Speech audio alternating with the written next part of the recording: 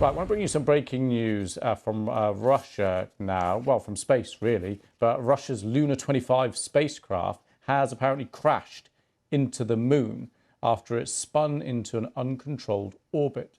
Now, this is according to Russia's space agency. A little earlier, it reported an abnormal situation that occurred to the spacecraft when it was preparing a pre-landing orbit. Now, LUNA-25 was scheduled to land on the south pole of the moon tomorrow. That was the plan. It seems like that is no longer the plan. Let's go live to the newsroom. BBC's Europe regional editor Paul Moss is there. Hi, Paul. So just talk us through what's happened here. Well, I think, first of all, it's important to understand what this mission was hoping to achieve. As you said, the idea of the LUNA-25 mission was to land a spacecraft on the south side, the south pole of the moon, and this would have been the first time it had happened. This was important for two reasons. First of all, scientifically, it was very interesting. What the Russians were hoping to do is detect ice or water itself on the moon, which would be very important if there was ever to be a permanent moon base.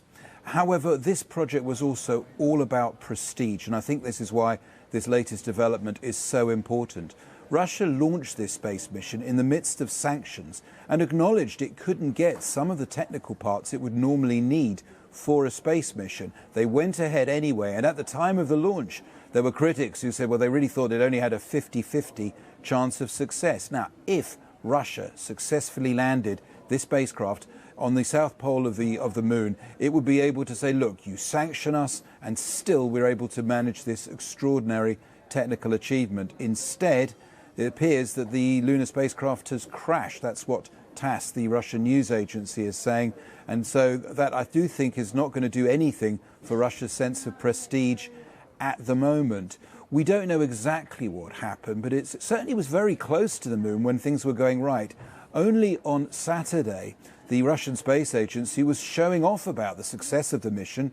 It showed some photographs that the spacecraft had taken of a crater on the moon. It was crowing about how already it had been able to analyze some of the chemistry of the lunar surface. And then a few hours later, we were told that just as they were trying to shift the spacecraft into what's called a pre-landing orbit, there was some kind of communication problem.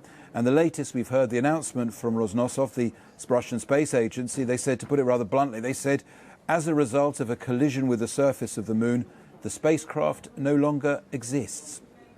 That's pretty final and fundamental, yeah. I guess. But it's not the only country with a kind of rocket on its way to the moon's south pole, is it, Paul?